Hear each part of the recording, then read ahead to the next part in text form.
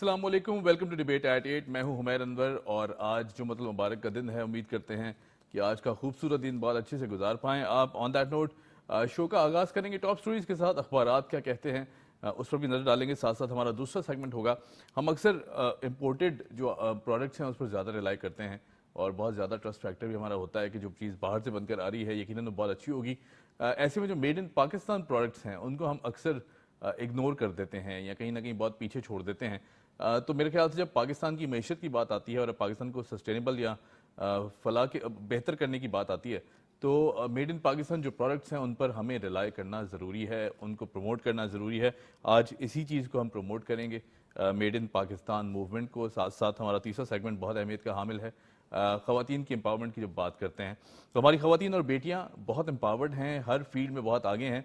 आपको मिलवाएंगे एक पाकिस्तानी एथलीट बेटी से जो कि बहुत नाम रोशन कर रही हैं पाकिस्तान का, तो उनसे भी आपको मिलवाएंगे। बहरहाल जी, शो का आगाज़ कर हम यूजुअली करते हैं अपने न्यूज़ सेगमेंट से, लेकिन हमारे जो मुअज़्ज़ज़ मेहमान हैं उन्हें कुछ ताख़ीर है तो हमने आज आपको सबसे पहले मिलवाएंगे उमैरा शिराज से। उमैरा चूँकि एथलीट हैं, हमने मेंशन भी किया, और जहाँ पाकिस्तानी ख़वातीन की बात आती है बहुत एम्पावर्ड ख़वातीन हैं, हर फील्ड में बहुत आगे हैं। और जब बात आती है खेल कूद की या खेल के मैदानों से तो हमारी जो ख़वातीन हैं, हमारी बेटियां हैं, वो at par with are man हमारे मर्दों की शाना बशाना खड़ा दिखाई देती हैं और बल्कि उनसे बेहतर भी परफॉर्म कर रही हैं काफ़ी सारी जगहों पे। आपको मिलवाते हैं जी एथलीट उमैरा शिराज से। आपका ताल्लुक पुलिस से भी है, पुलिस कमांडो भी हैं। उमैरा कैसी हैं आप? अस्सलाम वालेकुम, मैं ठीक हूँ, आप कैसे हैं? बिल्कुल ठीक ठाक। उमैरा, एथलीट होना यकीनन एक बहुत अच्छी बात है, क्योंकि अगर आप बात करें खेलों की और फिर उसके बाद खेल के मैदानों से बहुत अच्छी अच्छी खबरें आती हैं, पाकिस्तान का नाम भी रोशन कर पाते हैं आप। पुलिस कमांडो होने की हैसियत से फिर उसके बाद आप एथलीट भी हैं, दो बहुत बड़े काम कर रही हैं। तो किस तरह एक तो करियर पाथ किस तरह चूज़ किया, उसके बाद फिर एथलीट बनने का किस तरह सोचा?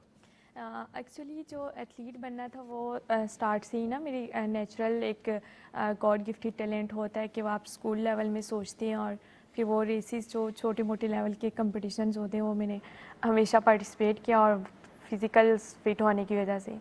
तो ऐसे ही करियर का भी मैंने सोचा था फोर्सेस ज्वाइन करना, मेरा पैशन भी था और मैंने अल्हम्दुलिल्लाह ज्वाइन किया। उस पर मेरिट पे मेरी जब सिलेक्शन हुई तो बहुत खुश हुई हूँ। फिर वहाँ से मैंने as a commando officer commando के लिए ATS मैंने कोर्स किया है, उसमें भी ऑलराउंडर रही हूँ।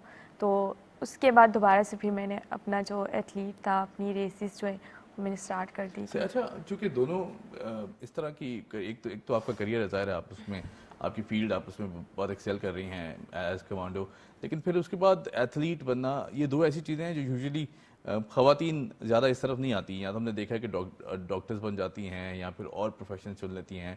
टीचिंग में बहुत ज़्यादा ख़वातीन आगे हैं, लेकिन ये बहुत खुशाइंद बात है, बहुत अच्छी बात है कि आपने दोनों ऐसे प्रोफेशन चुने जो कि मर्दों को बड़ा टफ टाइम दे सकती हैं आप, और एट पार मर्दों के शाना बशाना हम कह सकते हैं जी हमारी बेटियां भी आगे बढ़ी हैं। तो जब ये पहली दफ़ा चुना तो किससे शेयर किया या फिर डिसाइड किया कि मुझे यही बनना है और फिर उसके बाद एथलेटिक्स में भी जाना है? जैसे मैं सोचती थी या फिर मैं लेती थी इन चीज़ों को डिसाइड करती थी, तो सबसे पहले मैं अपनी फैमिली से शेयर करती थी और ठीक है, फैमिली मुझे इस चीज़ के लिए सपोर्ट करती थी। सही, खुसूसन स्पेशली मेरी मदर जो है वो हर स्टेप पे मेरे साथ रही हैं, मेरी फैमिली सिस्टर्स राइट, ब्रदर्स सारे। तो उन लोगों ने मुझे सपोर्ट किया और अप्रिशिएट किया हर स्टेज पे, हर स्टेप पे। तो आज फिर मैं इस मुकाम पे हूँ सही। अल्हम्दुलिल्लाह। अच्छा, तो कभी दोस्तों यारों ने ये नहीं कहा जी कि बहुत ख़तरनाक हैं, एक तो एक तरफ मुल्क का मुहाफ़िज़ होना, दूसरी तरफ फिर एथलेटिक्स में, दोनों में बहुत इंजरीज़ के चांसेस हो सकते हैं।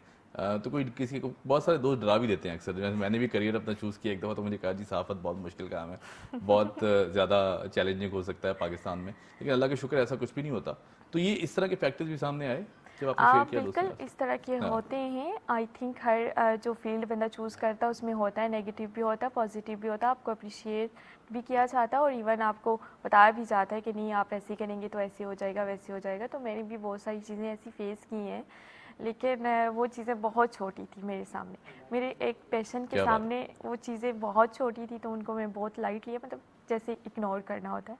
तो वो अल्हम्दुलिल्लाह मुझे कोई इफ़ेक्ट नहीं हुआ, बल्कि और ज़्यादा मुझे वो हिम्मत मिलती है अगर इस तरह की चीज़ें आ जाएं कि मैंने ऐसे करना ही, ये डबल चैलेंज हो सकता है। सही। तो वो इसीलिए अच्छा, मैंने उमैरा, यूजुअली हमारी जो ख़वातीन हैं, ख़ासतौर पर हमारी बेटियां हैं, बहनें हैं, वो یوزلی بہت پریشان ہو جاتی ہیں جب اس طرح کا کوئی بھی کریئر چوز کرنے کا آپشن آتا ہے، یا پھر اپنا شوق بھی اگر پورا کرنا چاہتی ہیں تو معاشرے کی بہت سی متس ہیں، بہت سے ٹیبوز ہیں جو ان کے راستے میں حائل ہو جاتے ہیں کہ یہ کیا کہے گا، وہ کیا کہے گا۔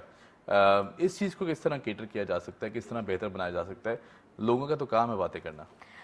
بالکل آپ صحیح کہہ رہے ہیں کہ لوگوں کا کام ہے باتیں کرنا، لیکن میں کہتی ہوں وومنس کو اتنا امپاور ہونا چاہیے، ان کو زیادہ جو ہے نا اسپیشلی فیملی سپورٹ بہت میٹر کرتی ہے۔ اگر آپ اپنی بیٹیوں کو، بچیوں کو، بہنوں کو امپاور کرنا چاہتے ہیں، امپاور اگر انہیں اپریشیٹ کرتے ہیں، وہ چاہے ان کا کوئی بھی لائف سٹائل ہے یا جی چاہے وہ کوئی بھی فیلڈ چوز کرتی ہیں، لیکن اس کے لیے ان کو اپریسیشن کی زیادہ ضرورت ہے، تبھی وہ اسٹرانگ بنتی ہیں۔ اور شاید مجھ جیسی کہیں ایسی لڑکیاں ہیں جو اپنی کنٹری کا نام روشن کر بھی رہی ہیں اور کر بھی سکتی ہیں۔ بالکل ٹھیک ہے۔ اچھا، میں چونکہ ظاہر ہے آپ یہاں موجود ہیں تو میں ان تمام خواتین یا بچے بچیاں جو بھی آپ کو دیکھ رہے ہیں جو ایتھلیٹکس میں آنا چاہتے ہیں یا ایتھلیٹ بننا چاہتے ہیں، شروع کہاں سے کیا جائے، پھر اس کے بعد کون کون سے ایسے فیکٹرز ہیں کہ جن کو دیکھنا ضروری ہے ایک ایتھلیٹ کے لیے خاص طور پر، کیونکہ ظاہر ہے فزیکل فٹنس ایک طرف، مینٹل فٹنس بھی ہونی چاہیے، بہت سی ایسی چیزیں ہیں جو کہ ساتھ ایک آپ بالکل، کو چاہیے، تو کون کون سی چیزیں ریکوائرڈ ہیں اور پہلا سٹیپ کس طرح لیا جائے؟ پہلا سٹیپ تو ایسے لیا جائے کہ سب سے پہلے آپ اپنے مائنڈ کو ایک نہ بتائیں کہ میں نے یہ کرنا ہے، میں نے ایتھلیٹ بننا ہے، اور اس کے لیے پراپر فوکس کریں، اس پراپر ڈائٹ لیں، پراپر ایکسرسائز لیں، پراپر ٹریننگ لیں۔ آپ یہ سوچیں کہ آپ کس لیول تک جا سکتے ہیں، اس میں کتنا آپ کام کرنے کی ضرورت ہے، آپ کی جو ہے نا آپ کے پیشن کو لے کے آپ کتنا اس پہ ورک کریں گے اور کتنا آپ اچھا جو پرفارم کر سکتے ہیں۔ تو آئی تھنک کہ آپ بالکل بیسٹ کر سکتے ہیں، اور اسپیشلی لڑکیوں میں بہت ٹیلنٹ ہوتا ہے، اگر انہیں سامنے لایا جائے یا پھر وہ اپنے آپ کو ان میں اتنی ایبیلٹی ہو کہ وہ اپنے آپ کو سامنے لا سکیں، تو صحیح۔ ماشاء اچھا، اللہ بہت۔ اگر میں بات کروں کون کون سے پلیٹ فارمز پر پرفارم کر چکی ہیں اور کون کون سے ٹائٹلز جیت چکی ہیں، ذرا یہ بھی بتائیں تاکہ دیکھنے والے موٹیویٹ تو ہوں تھوڑا سا۔ یہ تو بہت مجھے پراؤڈ فیل ہوتا ہے جب میں اپنے دیکھتی ہوں بیک اور میں نے یہ جی اچیومنٹس لی ہیں۔ تو سب سے پہلے چھوٹی موٹی جو ہوتے ہیں اسکول لائف سے، وہ میں نے ہمیشہ ٹاپ کیا ہے، ایون نیوز پیپر میں آتا تھا بورڈ کی طرف سے فلاں کی بیٹی فلاں مارکس سے ٹاپ کیا ایسے، اور وہ ایک نا بچپن سے ہی ہوتا تھا، ایک ہارڈ ورکنگ میرا سیشن چل رہا ہوتا تھا کہ میں نے اتنا اچیو کرنا ہے۔ ابھی جب کیریئر کی بات کروں تو اس میں اسلام آباد پولیس میں جب میں نے سلیکٹ ہوئی ہوں، اور وہاں پہ مجھے شوق تھا کہ میں نے کمانڈو بننا ہے، اور میں نے وہ کورس میں جو ہے اس کے لیے اپلائی کر دیا تھا، اور اس میں آل راؤنڈر رہی ہوں، بیسٹ ان فیمیل، ایون زبردست۔ Best in fire, best in physical, okay ایچ ٹھیک ہے۔ And everything. اور اس کے بعد میں نے 14 اگست کی ایک ریس تھی ہماری، جس پہ سب سے زیادہ جو تھی رننگ 51 کلومیٹر، وہ میں نے کی ہے، صحیح۔ وہاں پہ میڈل لیا ہے۔ اور بہت ساری ریسز اس کے بعد میں نے اسٹارٹ کی تھی جس میں میں نے میڈلس بھی لیے ہیں، اور فرسٹ پوزیشن کے ساتھ کیش پرائزز کافی ساری جو ہے نا اپریسیشن ڈپارٹمنٹ سے بھی ملی ہے، صحیح۔ فیملی سے بھی ملی ہے، اور لیٹسٹ جو ہے نا سب سے جو ہے اچھی بات ملی کہ وہ میں نے نیشنل ریکارڈ کیا ہے 31 دسمبر کو۔ زبردست زبردست، بالکل ٹھیک۔ اچھا، چونکہ ظاہر ہے آپ پرفارم کر رہی ہیں، پاکستان کا نام روشن کر رہی ہیں، ان تمام خواتین کو کہ جو گھر بیٹھ کے دیکھ رہی ہیں، یا لڑکیاں ہیں لڑکے ہیں جو بہت زیادہ چاہتے ہیں نا، لیکن کہیں نہ کہیں کانفیڈنس کی بہت زیادہ کمی آ جاتی ہے، اپنے اوپر کبھی کبھی کانفیڈنس اتنا نہیں ہوتا ہمارا، اور ہم کہتے ہیں کہ ہم نہیں کر سکتے، اور یہ تو ناممکن ہے۔ تو یہ ناممکن کا جو لے کے ممکن تک کا سفر ہے، اسے کس طرح طے کیا جائے؟ آپ نے کس طرح کیا تھا؟ اس کے لیے میں ایک ہی بات کہوں گی کہ منزل چاہے کتنی اونچی کیوں نہ ہو، جو راستہ ہوتا ہے وہ ہمیشہ پاؤں کے نیچے ہوتا ہے۔ تو زبردست۔ آپ کو نا وہ سوچنا چاہیے کہ جو راستے ہیں وہ پاؤں کے نیچے، اور منزل میری بہت اونچی ہے، تو پھر شاید ممکن جو ہوتا ہے، ناممکن جو ہوتا ہے وہ ممکن ہو جاتا ہے۔ صحیح۔ اچھا، چونکہ ظاہر ہے کھیل ہے، اکثر ہم ہار کا سامنا بہت زیادہ رہتا ہے، ہمیں ہار بھی جاتے ہیں بعض اوقات، اور پھر کچھ لوگ ایسے بھی ہوتے ہیں کہ جو ایک دفعہ کامیاب نہ ہوں، 2 دفعہ کامیاب نہ، تو وہ کریئر ہی چھوڑ دیتے ہیں، وہ اس فیلڈ میں آپٹ ہی نہیں کرتے کہ شاید ہم کر نہیں پاتے۔ تو یہ جو ہار کے بعد جیتنے کا فیکٹر ہے، اس کو کس طرح سسٹینیبل بنایا جائے، یا اس کو کس طرح دیکھا جا سکتا ہے؟ کیونکہ ظاہر ہے اگر مسلسل ہار بھی رہے ہیں تو بھی میرے خیال کہیں نہ کہیں ہم سیکھ ہی رہے ہیں کچھ نہ کچھ۔ کیا کہیں گے اس سوال پہ؟ ایگزیکٹلی، ہار سے بندہ بہت کچھ سیکھتا ہے، لیکن بات یہ ہے کہ میں جب بھی کوئی ٹاسک لیتی ہوں تو میں اس کو پورا کرتی ہوں، میں اس میں ہارنے کا کنسیپٹ رکھتی ہی نہیں ہوں کہ میں نے صحیح۔ ہارنا ہے اور میں نے کچھ سیکھنا ہے، اور میرا ٹارگیٹ یہ ہوتا ہے کہ میں اچیو کروں اور 100% پرفارم کروں۔ تو جب آپ کا कंप्लीट फोकस होता है आई थिंक कि आप परफॉर्म कर सकते हैं. लेकिन अगर हार भी जाते हैं इन केस तो I don't think it's bad.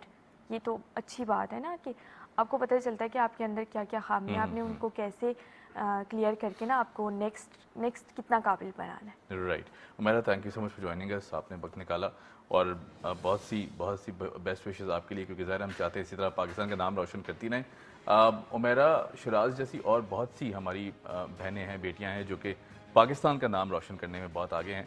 तो मेरे ख्याल से पूरा पाकिस्तान उनको सपोर्ट करता है और हम चाहते हैं कि इसी तरह ना सिर्फ नेशनली बल्कि ग्लोबली पाकिस्तान का नाम रोशन करती रहें हमारी ख़वातीन. ऑन दैट नोट जी यहाँ लेते एक छोटी सी ब्रेक के बाद जब आएंगे तो बात करेंगे मेड इन पाकिस्तान के हवाले से. Keep watching debate eight 8.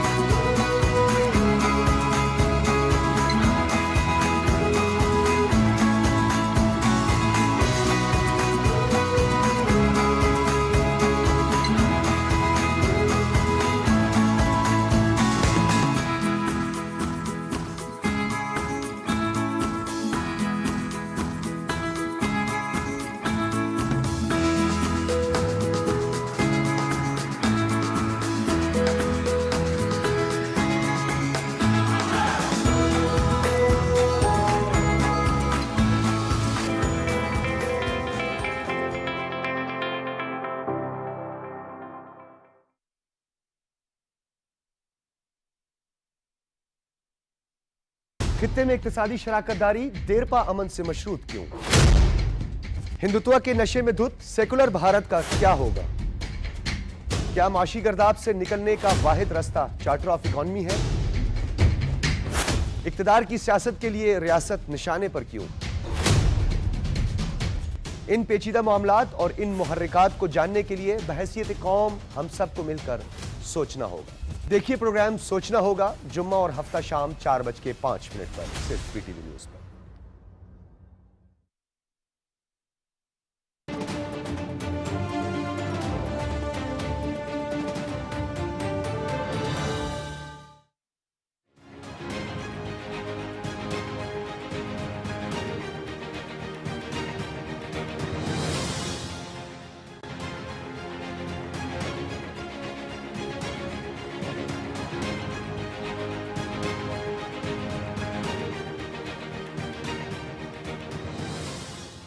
Welcome back after the break. हम देख रहे हैं प्रोग्राम डिबेट एट 8. मैं हूं हुमैर अनवर और जब बात आती है पाकिस्तानी मईशत को बेहतर बनाने की या फिर पाकिस्तान को बेहतर बनाने की, तो मेरे ख्याल से हमें सबसे ज़्यादा जो रिलाई करना चाहिए वो मेड इन पाकिस्तानी प्रोडक्ट्स हैं. लेकिन ऐसा होता नहीं है.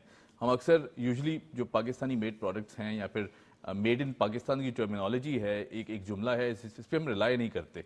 और यूजुअली जब इम्पोर्टेड प्रोडक्ट्स की बात आती है तो आंख बंद करके हम उठा भी लेते हैं और फिर उसके बाद हमारा जो ट्रस्ट डेफिसिट है पाकिस्तानी प्रोडक्ट्स पर वो बहुत ज़्यादा बढ़ता हुआ दिखाई देता है. लेकिन फिर दूसरी तरफ हम बात करते हैं जी कि पाकिस्तानी मईशत को बेहतर बनाना है, पाकिस्तान को आगे लेके जाना है और बीइंग पेट्रियट हमें पाकिस्तान की बात करनी है, पाकिस्तान को सबसे पहले तरजीह देनी है. तो फिर यहाँ थोड़ा सा तजाद हमें ज़रूर दिखाई देता है कि जब हम बात करते हैं पाकिस्तान की तो Y shouldn't be promote made in Pakistani products. ये एक बहुत बड़ा सवाल है, इसे डिस्कस कर लेते हैं. रिजवान जाफर हमारे साथ मौजूद हैं, किसी तारुफ के मोहताज नहीं, founder made in Pakistan movement हैं. रिजवान आप कैसे हैं? ठीक ठाक है जी, मैं बिल्कुल ठीक ठाक. थैंक यू वेरी मच आपका कि आपने यू वेलकम. रिजवान भाई, सबसे पहले तो ये बताएं ना कि हम ये क्यों करते हैं, और ये सोच हर शख्स में हमें दिखाई देती है कि जहाँ मेड इन पाकिस्तान की बात आती है हम कहते हैं नहीं जी ये तो प्रोडक्ट सही नहीं होगी, अच्छी नहीं होगी, हम इस पर रिलाई नहीं करते. मेरे ख्याल से तकरीबन कोई 2-3 महीने पहले तो ऐसी सूरत थी, अब ऐसी नहीं है. अब ऐसी नहीं है. हाँ बिल्कुल. अब तो सूरत ये है कि लोग डिपार्टमेंटल स्टोर में जाते हैं बिल्कुल और ढूंढते हैं कि मेड इन पाकिस्तान प्रोडक्ट कहाँ है, सही और फिर वही लेते हैं. बिल्कुल तो ये एक सोच की तब्दीली आई है बहुत बड़ी. सही. मैं आपको बताऊं कि आपको मालूम है जैसे कि हमारा इदारा यूथ पार्लियामेंट है और वो काफ़ी फेमस है और तकरीबन हम 19 ईयर्स से इसको चला रहे हैं. बिल्कुल. 2005 में इसका आगाज़ हुआ. तो जब हम नौजवानों से डिबेट करते थे, डायलॉग करते थे, तो उसमें सबसे बड़ी बात पाकिस्तान की यही आती थी कि क्या वजह है पाकिस्तान क्यों तरक्की नहीं कर पा रहा. और मैं कोई तकरीबन 10 साल से सोच रहा था यार कि मुझे कोई एक ऐसी चीज़ चाहिए, कोई एक ऐसी लाइन चाहिए कि जिस पर मैं एक नए से दोबारा से एक नया रीस्टार्ट लूँ اور اس کو پھر جو ہے میں بتاؤں کہ جناب دیٹ از دا آنسر. صحیح. اور مجھے تقریباً 5-6 سال 7 سال لگے اس نتیجے پہ پہنچنے پہ یا اس میڈ ان پاکستان موومنٹ تک پہنچنے میں. اور پھر میں نے سوچا کہ ہاں یہی ایک جو ہے ایک واحد راستہ ہے. تو اسٹارٹ میں تقریباً 2-3 سال پہلے ہم نے as a youth parliament project کے طور پہ اس کا آغاز لیا میڈ ان پاکستان موومنٹ کو. اور پھر ہم ایک وقت آیا کہ ہمیں اندازہ ہوا کہ نہیں دس از دا سیپریٹ موومنٹ اور اس کو ایک الگ سے سوچنا چاہیے. تو ہم نے پریزیڈنٹ آف پاکستان کو بلا کے اس کا انوگریشن کیا تھا 26 اگست کو 2023 میں. اور اس سے پہلے 1 سال پہلے اس کا سافٹ لانچ کیا تھا, سوشل میڈیا لانچ کیا تھا. 7 اکتوبر کو جو فلسطین کا ایشو ہوا ہے, غزہ کے اندر جو ایشو ہوا ہے, تو اس کے بعد سے اس چیز کی بہت زیادہ اہمیت سامنے آ گئی کہ جناب ہم اپنی پروڈکٹ کو لیں. لیکن میں سمجھتا ہوں اس سے ہمیں ریلیٹ نہیں کرنا چاہیے غزہ کے ایشو سے. یہ ہمارا اپنا ایک مسئلہ ہے. بالکل صحیح. اور یہ میں سمجھتا ہوں کہ 70 سال پہلے ہو جانا چاہیے تھا. ہمیں 70 سال پہلے یہ بات کرنی چاہیے تھی آج جو ہم بات کر رہے ہیں. بالکل. یہ ساری ڈیبیٹ, یہ ٹاک جو ہے یہ 70 ایئرز لیٹ ہو گئے اب اس میں. اگر ہم اس وقت یہ فوکس کرتے کہ جناب ہم اپنی پروڈکٹ جو ہے اور اپنی سروسز جو ہیں اور اپنی ہیومن ریسورس جو ہے اس پر فوکس کریں اور اسی کو جو ہے, کیونکہ ہم ایک بڑی آبادی کا ملک ہے. پاکستان کی دیکھیے ہم مارکیٹ کی بات کرتے ہیں نا کہ انڈیا کی ایک بڑی مارکیٹ ہے, تو بھائی یہ بھی کوئی چھوٹی مارکیٹ نہیں ہے, بہت بڑی مارکیٹ ہے, دنیا کا 5واں بڑا ملک ہے. بالکل ایسے ہے. اسی طرح ہیومن ریسورس کی بات کریں تو ہماری ایک بڑی آبادی ہے اور ہماری تو آبادی کی گروتھ ہی بہت زیادہ ہے, بہت زیادہ. تو اب یہ ہے کہ ہم 3 چیزوں پہ بات کر رہے ہیں میڈ ان پاکستان میں. Number 1 product, number 2 services, number 3 human resource. تو ہمیں پروڈکٹ جو اپنی بنانی ہے اور اپنی پروڈکٹ پاکستان کے اندر بھی ہماری پروڈکٹ سیل ہو اور باہر ایکسپورٹ بھی ہو, کیونکہ جو امپورٹڈ پروڈکٹس ہیں ہم اس کے خلاف نہیں ہیں. ہم اس کی لکیر چھوٹی نہیں کرنا چاہ رہے ہیں, ہم اپنی لکیر بڑی کرنا چاہ رہے ہیں. بالکل وہ بہت ضروری ہے, بالکل بہت ضروری ہے. اور ان کا بھی دیکھیے کنٹریبیوشن ہے. جب ہم کچھ نہیں کر رہے تھے ملٹی نیشنل کمپنیز نے آ کے یہاں جابس کریٹ کی, لوگوں کو امپاور کیا. بالکل. اور یہاں پہ انویسٹمنٹ کی, یہیں کے را مٹیریل استعمال کر رہے ہیں, یہاں کے پروڈکٹ استعمال کر رہے ہیں, یہاں پہ ٹیکسز دے رہے ہیں, یہاں کے لوگوں کو روزگار ملا ہے. تو ہم اس کے خلاف نہیں ہیں. ہم یہ کہہ رہے ہیں کہ بس وہ ہیں وہ بھی اچھی بات ہے, لیکن ہم کیونکہ اس کو ایکسپورٹ نہیں کر سکتے. اس سے ہماری مارکیٹ میں تو سیل ہو رہا ہے, ایک پروڈکٹ ہمیں کوالٹی مل رہی ہے, لیکن جو ہے وہ اس سے ہمارے پاس ڈالر نہیں آ رہے. تو ہمیں تو ملک کے اندر ڈالر لے کر آنا ہے, ہمیں ایکسپورٹ کرنی ہے اور یہاں بھی اپنی پروڈکٹ سیل کرنی ہے. دوسری بات سروسز ہے. سروسز سے مراد یہ ہے کہ اس وقت پروڈکٹ سے زیادہ امپورٹنٹ چیز سروس ہو گئی ہے. کہ آئی ٹی سیکٹر میں ایک نوجوان اپنے گھر میں بیٹھا ہوا لیپ ٹاپ کے آگے, نہ کوئی زمین چاہیے, نہ فیکٹری کھولنی ہے, نہ کارخانہ, نہ کچھ, وہاں سے وہ اتنے ڈالرز لا سکتا ہے ایک نوجوان بھی یا ایک ادارہ بھی کہ جو بڑی سی بڑی فیکٹری کا نیم البدل ہو سکتا ہے. بالکل ایسی ہے. اور فری لانسرز موومنٹ جو ہے یہ بھی بہت زیادہ اس میں کردار ادا کر سکتی ہے. جی بالکل. اور یہ تو مثلا اور کیونکہ ہماری آبادی زیادہ ہے, نوجوانوں کی بہت بڑی تعداد ہے, تو ہم سروسز سیکٹر میں بہت کچھ کر سکتے ہیں جس میں ہم نہیں کر سکے. اور تیسری چیز جو ہیومن ریسورس کی میں بات کر رہا ہوں, اب سوال یہ ہے, اور یہ ہیومن ریسورس پہ بات کی جائے تو یہ بہت ہی بڑا سبجیکٹ ہے کہ ہم اپنے اسکولوں سے, اپنی کالجز سے, اپنی یونیورسٹی سے کیا پروڈکٹ تیار کر رہے ہیں. ہمارا 2.5 کروڑ بچہ آؤٹ آف اسکول ہے, پھر ہمارے پاس کیوں ٹاپ یونیورسٹیز نہیں ہیں, ہم انہیں کیا اسکلز دے رہے ہیں, تو اور پھر وہی بچہ ہمارا باہر بھی جائے گا, ہماری پہچان بنے گا. میرے آپ کے ماتھے پہ بھی میڈ ان پاکستان لکھا ہوا ہے, تو ہم کیسی پروڈکٹ تیار کر رہے ہیں, یہ بھی بہت بڑا سوال ہے. بالکل ٹھیک ہے. اچھا رضوان, میں یہاں چونکہ ظاہر ہے آپ یوتھ کے حوالے سے آپ کا ایک بہت بڑا نام ہے, آپ بہت بڑا کردار رہا ہے یوتھ کو پروموٹ کرنے میں.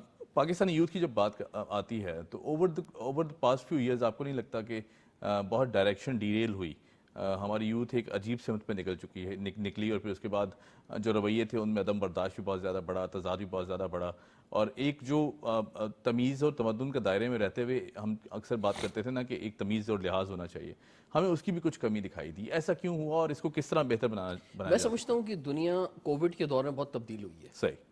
اور یہ تبدیلی جو ہم جیسے تھوڑے لوگ تھے کہ شاید ان پہ اتنی اثر انداز نہیں ہوئی, لیکن جو ہماری ٹینس تھی یا ہمارے جو ینگ ایڈلٹس ہم کہیں گے, ان پر بہت زیادہ اثر انداز ہوئی. اور جو ہیومن انٹریکشن تھا اس سے زیادہ ہم جو ہے وہ انٹرنیٹ انٹریکشن اور اپنے اسمارٹ فون اور موبائل فون تک آ گئے ہیں. تو وہ جو 1-1.5 سال 2 سال تھے نا, وہ ایک بیہیویئر چینج بھی لے کر آئے ہیں اور وہ سوچنے کا انداز نیا لے کر آئے ہیں. اس میں جو ایک ہیومن انٹریکشن کی ویلیو تھی, جو ٹیچرز کی ایک ویلیو تھی, جو کسی بڑے کا ایک ویلیو تھی, جو کتابوں کی اہمیت تھی, وہ بہت ساری چیزیں جو ہے نا وہ مائنس ہوئی ہیں زندگی کے اندر. اور لوگوں نے جب اس کے بغیر جیا ہے تو لوگوں نے سمجھا کہ ہم اس کے بغیر بھی جی سکتے ہیں اور اس کے بغیر بھی ہم بہت ترقی کر سکتے ہیں, بہت آگے بڑھ سکتے ہیں, تو پھر یہ باقی چیزوں کی کیا ضرورت کیا ہے. تو میں, کیونکہ یہ سوال بہت زیادہ مجھ سے کہا جاتا ہے جو آپ نے بات کی ہے, تو میں نے بہت سوچنے کے بعد میں اس کور پہ پہنچا کہ جناب دیٹ از دا ریزن. اور میں سمجھتا ہوں کہ اب آہستہ آہستہ دوبارہ چیزیں نارملسی کی طرف آ رہی ہیں اور اس میں تبدیلی آ رہی ہے. اس میں سمجھتا ہوں آپ کا ہمارا بہت امپورٹنٹ رول ہے کہ ہم جو ہے اپنے نوجوانوں کو صحیح ڈائریکشن دے سکیں. پرابلم یہ ہوتا ہے کہ ڈائریکشن بھی نہیں ہوتی بہت سے نوجوانوں کو. اچھا, اور پرابلم ہمیں یہ آ رہی ہے کہ جب ہم یونیورسٹیز میں جا رہے ہیں, پروگرامز کر رہے ہیں, ان کے ساتھ انٹریکٹ کر رہے ہیں, تو آج کا نوجوان ڈائریکشن لینے کو بھی تیار نہیں ہے. مثال کے طور پہ ہمیں یاد ہے کہ ہم ایک چھوٹی سی بات سیکھنے کے لیے ٹریول کرتے تھے, کسی کے گھر جاتے تھے, کھڑے رہتے تھے گھنٹوں, بالکل یار ہمیں اس سے کچھ سیکھنے کو ملے گا. ہم کسی کا موٹیویشن سیشن سننے کے لیے بےتاب ہوتے تھے. ایون ہم پیڈ کر کے بہت ساری چیزیں کرتے تھے. آج جو ہے فری میں بھی بہت ساری چیزیں مل رہی ہیں, لیکن نوجوان لینے کو تیار نہیں ہے. لیکن میں سمجھ رہا ہوں کہ چیزیں بہتر ہو جائیں گی. اور دیکھیں, ہماری ایک بہت بڑی تعداد ہے نوجوانوں کی. اب پاکستان جیسے ملک کے اندر ویسے بھی 25 کروڑ آبادی سے ہم نے کام لینا نہیں ہے. ہماری پاکستان میں شروع سے سوچ یہ رہی ہے کہ ہم نے اپنے چند لوگوں سے ملک کو ترقی دینی ہے. یہی وجہ ہے کہ ہم نے, جس طرح آپ چائنا میں دیکھیں, چائنیز زبان دیکھیں, یا جاپان میں جاپنیز زبان دیکھیں, وہ اس لیے بہت زیادہ حاوی اپنی زبان کہ انہوں نے ملک کے ایک ایک بندے کو ترقی کے دھارے میں لے کے جانا ہے اور اس سے ملک کو اوپر اٹھانا ہے.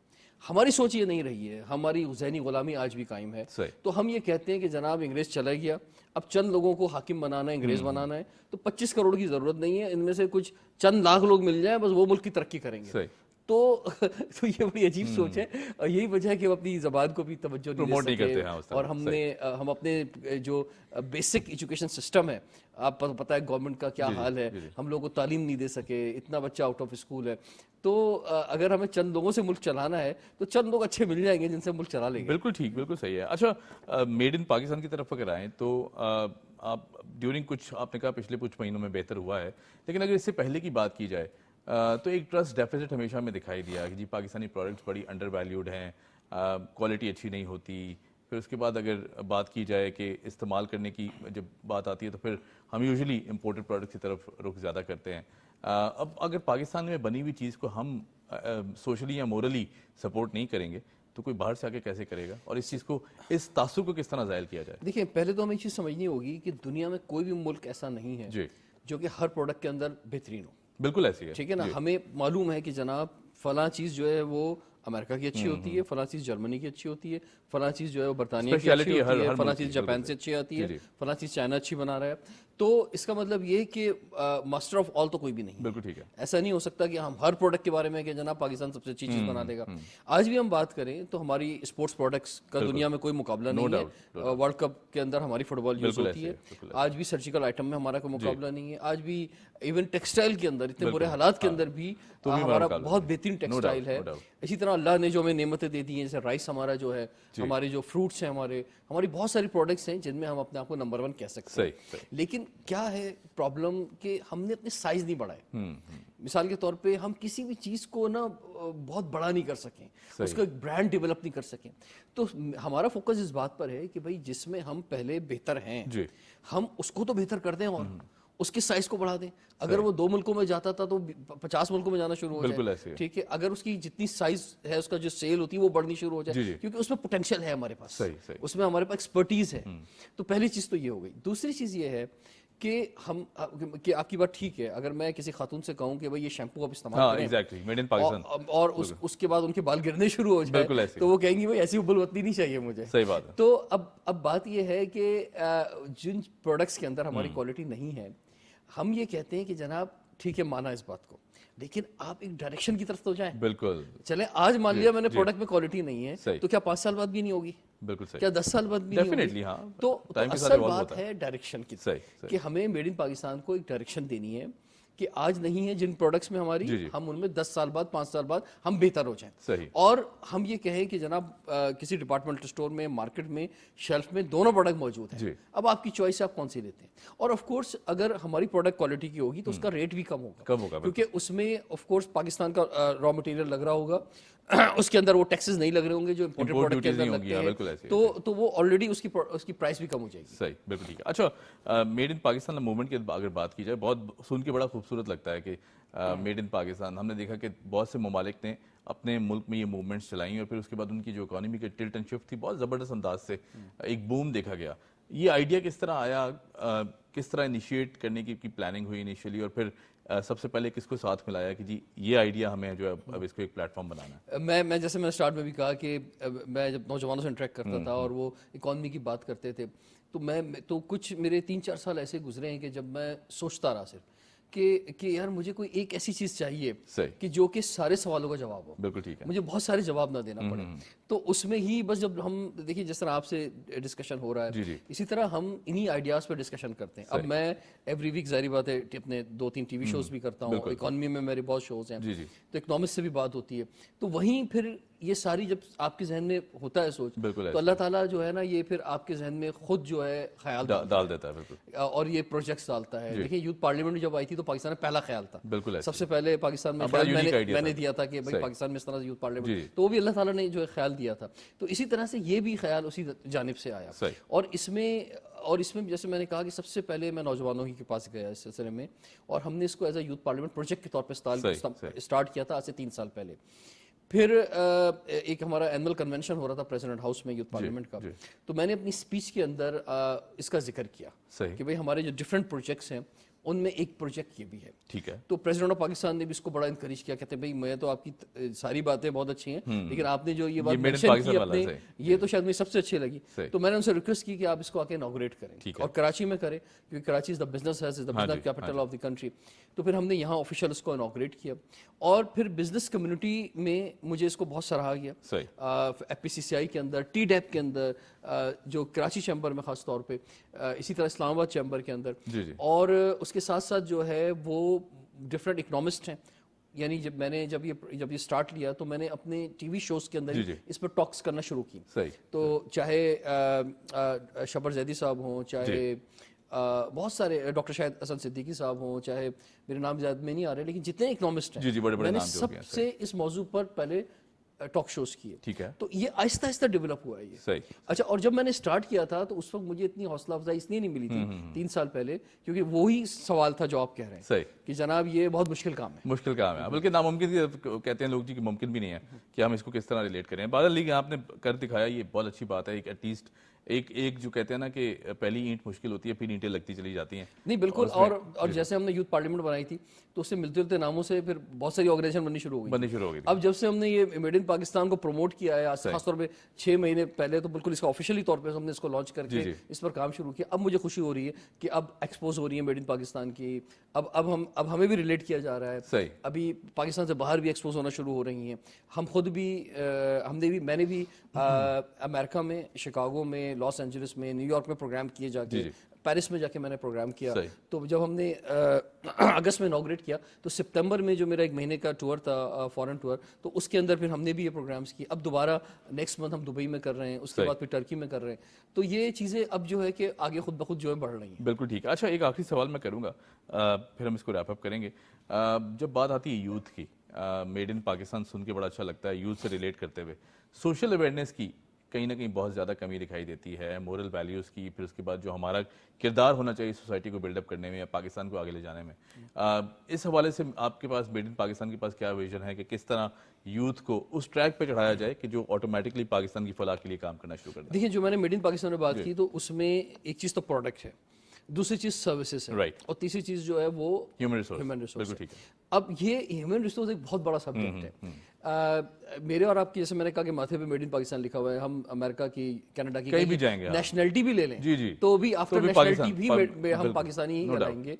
تو بات یہ ہے کہ ہمارے دنیا میں کیا امیج جاتا ہے, ہمارا ایز اے ہیومن ریسورس کیا برانڈ ہے دنیا میں, لوگ ہمیں کس طرح سے دیکھتے ہیں, کیا ہم ایماندار ہیں, کیا ہم سچ بولتے ہیں, کیا ہم جو ہیں یہ سارے کام کر رہے ہیں. تو اس میں سمجھتا ہوں کہ دیکھیں اویئرنیس جو ہے نا وہ بڑے ملکوں کے اندر بڑا مشکل کام ہوتا ہے. چھوٹے ملکوں میں اویئرنیس دی جاتی ہے, صحیح بات, صحیح بات. بڑے ملکوں میں فیصلے لیے جاتے ہیں, ٹھیک ہے, بڑے ملکوں میں لیجسلیشنز کی جاتی ہیں, بڑے ملکوں کے اندر جہاں آبادی زیادہ ہوتی ہے وہاں چیزیں اوپر سے نیچے آتی ہیں. جی جی, میں نیچے کتنی اویئرنیس دیتا رہوں, ایون میں آپ کو بتاؤں کہ جیسے کراچی میں جو ٹریفک کا حال ہے, اب اس میں آپ اگر فتویٰ بھی دے دیں اور فتویٰ آیا کہ اگر آپ سگنل توڑتے ہیں جی جی, اور اگر سگنل توڑنے کے بعد کسی کی ڈیتھ ہو جاتی ہے, چاہے وہ آپ کو معاف بھی کر دے, بروز قیامت اب قاتل کے طور پر اٹھائے جائیں گے.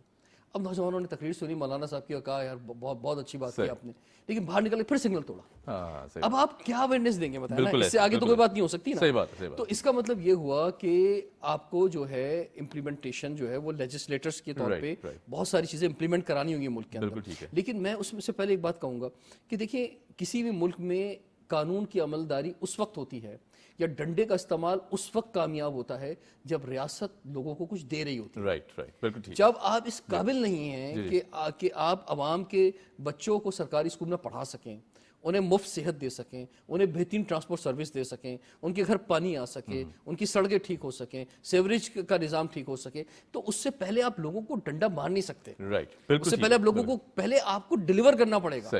تو یہ ایک پروسیس ہے. بالکل, یہ دیکھیں نا, ہم شکوہ ضرور کرتے ہیں کہ لوگوں میں ایتھکس نہیں ہے, لوگوں میں کیا کریں گے یار, کسی کو سگنل پہ کیسے روکیں گے آپ, جو اتنی پریشانی میں گرا ہوا ہوگا, جس کے جو اتنی مہنگائی میں گرا ہوا ہوگا, تو اس میں ریاست کا کنٹریبیوشن ضروری ہے. تو پہلے حکومت ریاست اپنا کنٹریبیوشن ڈالے, لوگوں کو ڈیلیور کرے, لوگوں کو پاس اپرچونٹیز ہوں, اور پھر اس کے بعد جو ہے لوگوں سے ٹیکس بھی لیا جائے گا, ہر آدمی ٹیکس بھی دے گا, اور لوگوں پہ ڈنڈا بھی مارا جائے گا, قانون کا پابند بھی کرایا جائے گا. بالکل ٹھیک. Rizwan Jafar, thank you so much for joining us, آپ نے وقت نکالا, اور یہ جو ڈیبیٹ ہے اتنی صبح اس طرح کی باتیں میں نے کبھی لائف میں نہیں کی. I can totally understand. بہت شکریہ, thank you so much for joining us. Rizwan Jafar ہمارے ساتھ موجود تھے. یہاں لیتے ہیں ایک چھوٹی سی بریک کے بعد آئیں گے تو بات کریں گے پولیٹیکل جو حال احوال ہے وہ کیا ہے. Keep watching debate at 8.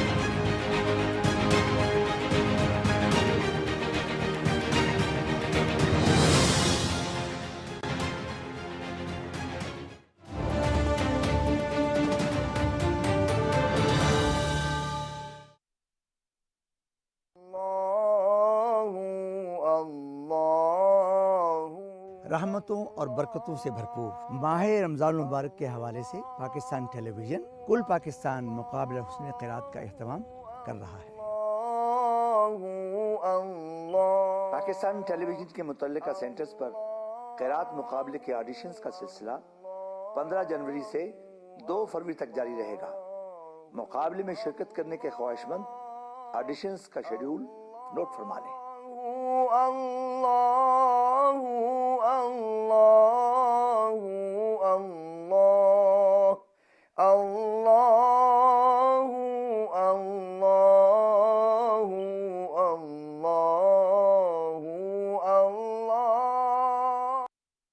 وطن اللہ کی نعمتوں میں سے ایک نعمت ہے اور وطن سے محبت مومن کے ایمان کا حصہ ہے.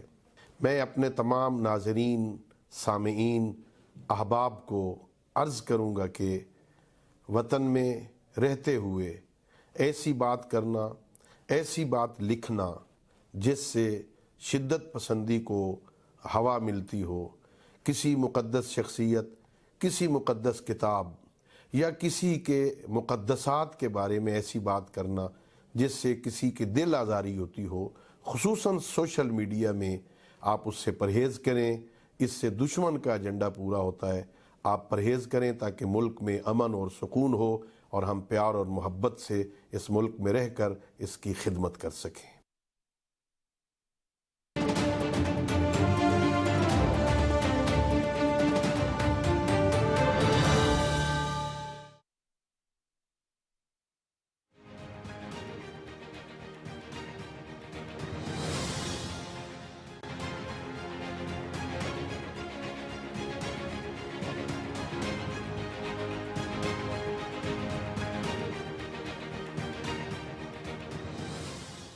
Welcome back after the break. آپ دیکھ رہے ہیں پروگرام ڈیبیٹ ایٹ 8. میں ہوں حمید انور, اور ایران کو جواب بھارت کے لیے پیغام تھا. بی ایل اے کا معاملہ ایران کے سامنے اٹھاتے رہیں گے, کوئی ہم پر حملہ کرے ہم خاموش رہیں, ایسا ہو نہیں سکتا.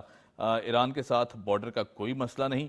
Be L A B L F security forces پر حملوں میں ملوث رہے ہیں اور ابھی بھی حملے کر رہے ہیں. افغانستان اس وقت جو ہے وہ نان فنکشنل اسٹیٹ ہے.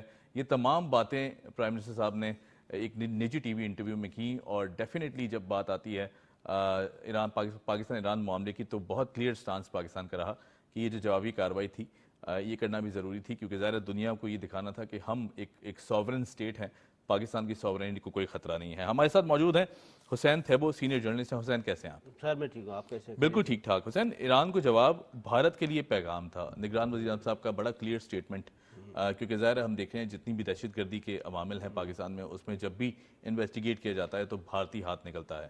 اس سٹیٹمنٹ کو کس طرح دیکھتے ہیں؟ دیکھیں, اس میں سب سے پہلے تو میں سرپرائز ہوں کہ یہ جو انسیڈنٹ ہوا نا, جی, تو یہاں پاکستان سے ایک ڈیلیگیشن تھا, وہ ایران میں گیا تھا, میں اس ڈیلیگیشن کے ساتھ تھا آفیشلی. جی, ہم اس وقت چابہار میں تھے, گورنر سندھ بھی تھے, اس کے ساتھ ہمارے جتنے بھی ٹریڈ ایسوسیشن کے ہیڈ تھے وہ بھی وہاں پہ موجود تھے, جس میں ایکسپورٹ پروسیسنگ زون کا چیئرمین تھا.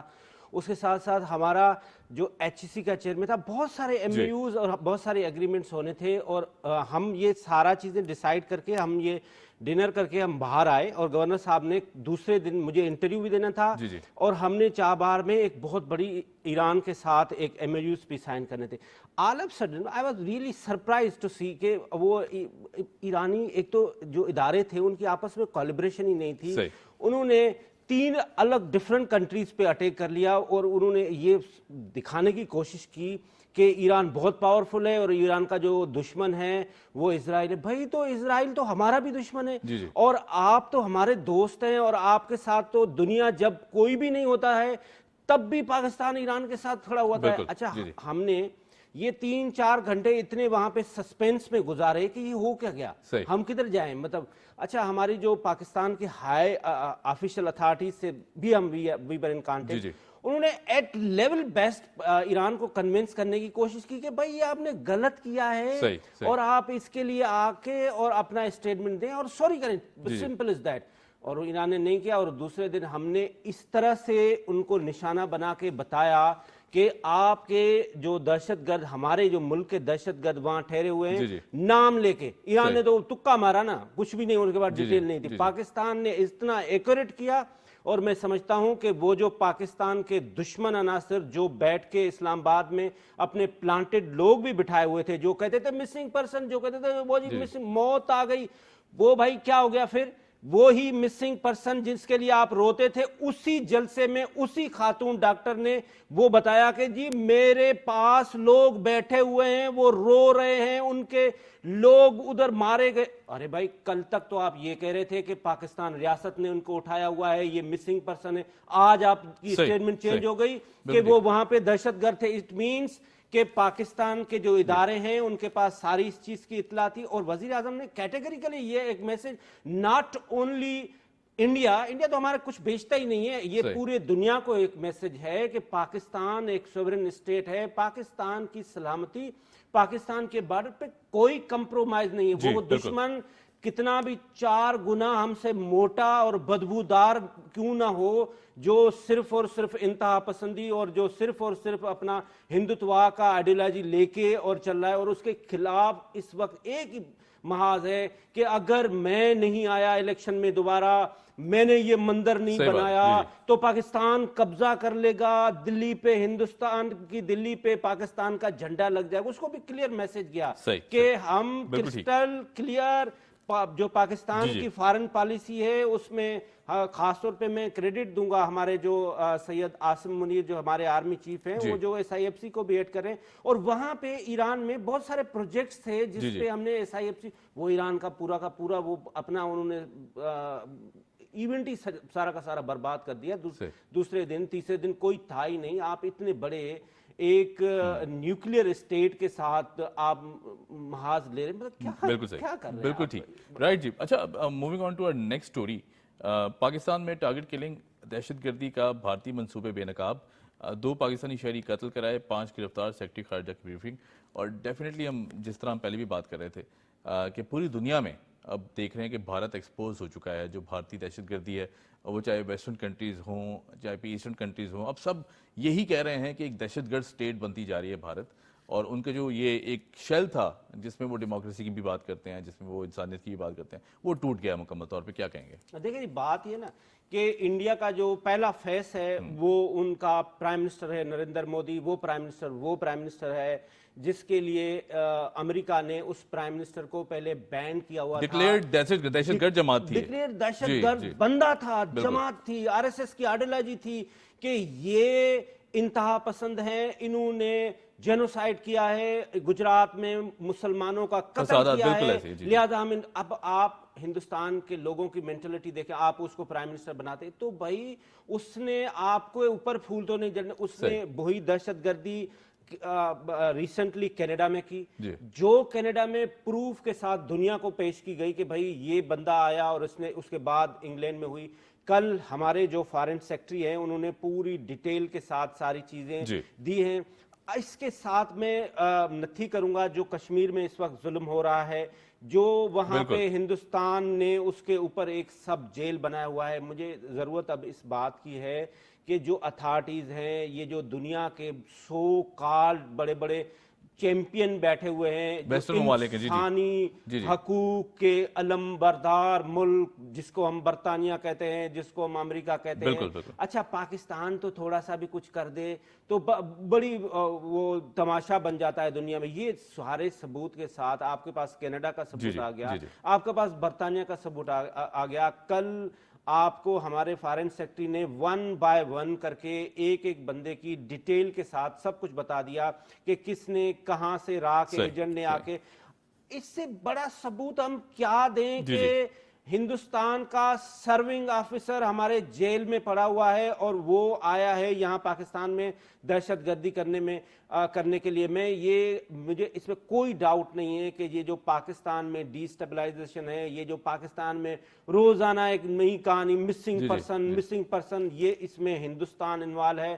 اور یہ ان لوگوں کو جن کو آپ مسنگ پرسن کے لیے آتے ہیں, ان کو مسنگ کرنے والا بھی ہندوستان ہے. اور اس کو ضرورت اس بات کی ہے کہ یو این, مجھے تو او آئی سی کا نام بھی لینا مجھے تو بڑا اچھا. میں چونکہ یہاں پہ یہ بات کروں گا, جو بات آتی ہے اس طرح کی دہشت گرد عناصر کی, اور پھر اس کے بعد اگر ہم بات کرتے ہیں کہ پاکستان ایک طویل جنگ لڑتا رہا ہے دہشت گردی کے خلاف, اور دنیا جانتی ہے, ریئلائز کرتی ہے اس چیز کو کہ پاکستان ایک امن پسند ملک ہے, اور پاکستان نے ہمیشہ بہت ساری قربانیاں دی ہیں. ہم عسکری اداروں کی بات کریں تو میرا سر فخر سے بلند ہو جاتا ہے کہ اتنی قربانیوں کے باوجود جس طرح سیسا پلائی دیوار کی طرح ہماری پاک افواج اور ان کے ادارے کھڑے ہوئے ہیں, کیا کہیں گے اس حوالے سے؟ دیکھیں جی, میں سمجھتا ہوں کہ میں نے ابھی ایران میں تھا نا, میں وہاں پہ دیکھا کہ ان کا تو کوئی سسٹم ہی نہیں ہے, کوئی کولیبریشن ہی نہیں ہے. ہمارے ہاں ایک ادارہ ہے, پاک آرمی کا ڈسپلن ادارہ ہے, جس کی ایگزامپل دنیا میں دی جاتی ہے. اور ہمارا جو ادارہ ہے, اور اس کی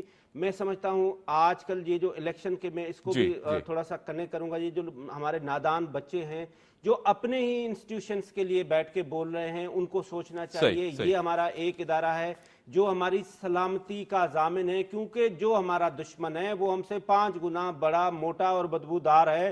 اگر ہم نے یہ ادارے کے لیے نہیں سوچنا, ہم نے اس ادارے کو پروٹیکٹ نہیں کرنا, یہ پاکستان ہے اگر پاک آرمی کی وجہ سے ہے. ہمارے جو پاک آرمی کے انسٹیٹیوشن ہیں, خاص طور پہ وہ کوئی بھی کام ہو, جب آپ کے پاس فلڈ آتا ہے, جب آپ کے آتا ہے, جب آپ کی کوئی سب سے زیادہ ٹرسٹ فیکٹر ہمارا پاک افواج کے اوپر ہوتا ہے, سب سے لائن آرڈر سچویشن ہو جاتی ہے, تو ود ان منٹس ہمارے جو آرمی کے انسٹیٹیوشن سے اگر کوئی ایسا انسیڈنٹ آتا ہے تو وہ ود ان منٹس اس کو ٹربل میں نکالتے ہیں. اور ہمیں چاہیے بینگ اے پاکستانی, ہمیں سب سے پہلے پاکستان کے ساتھ کھڑا ہونا چاہیے, پاکستان کے اداروں کے ساتھ ہونا چاہیے, پاکستان کے جو انسٹیٹیوشن, وہ چاہے ہماری پولیس ہو, وہ چاہے ہمارے لائن آرڈر انسٹیٹیوشن ہو, اور خاص طور پہ پاک آرمی ہو, ان کے ساتھ ہمیں کھڑا ہونا چاہیے. بالکل. ایک آخری نیوز سٹوری ہے, وہ ڈسکس کر لیتے ہیں, وقت کی کمی ہے. ڈیجیٹل محاذ پر کچھ قوت افراتفری چاہتی ہیں وزیر اطلاعات صاحب مرتضیٰ سولنگی صاحب, جس طرح اس پوری سچویشن میں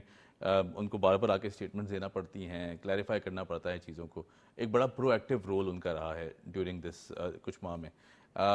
یہ بالکل ٹو دا پوائنٹ انہوں نے بات کی ہے. ہم دیکھتے ہیں کہ پاکستان کو سوشل میڈیا پر بھی خاص طور پر اس طرح کی بہت سے محاذ کا سامنا ہے کہ جہاں نیگیٹیوٹی پھیلائی جاتی ہے, جہاں پہ انتہا پسندی پھیلائی جا رہی ہے. دیکھیں, اس کو کس طرح بہتر بنایا جائے, یوتھ کو کیا ڈائریکشن ہونی چاہیے؟ سب سے پہلے تو جو مرتضیٰ سولنگی صاحب ہیں, یہ ہمارے بہت اچھے دوست بھی ہیں, میرے پروگرام میں بھی آتے رہتے ہیں, بہت نفیس انسان ہیں, اور بہت زبردست. ابھی حالیہ آپ نے دیکھا کہ ایک وہاں پہ بل پیش ہوا جس میں وہ کہا گیا کہ الیکشن, تو انہوں نے کیٹیگریکلی آ کے کہا کہ نو, ہم یہ چاہتے ہیں کہ ہم جو ہمارا کیئر ٹیکر سسٹم جو بھی سیٹ اپ ہے جتنے دن تک ہے اتنے ہو اور اس کے بعد الیکشن ہو, اور یہ اب 5th جنریشن کی وارفیئر ہے.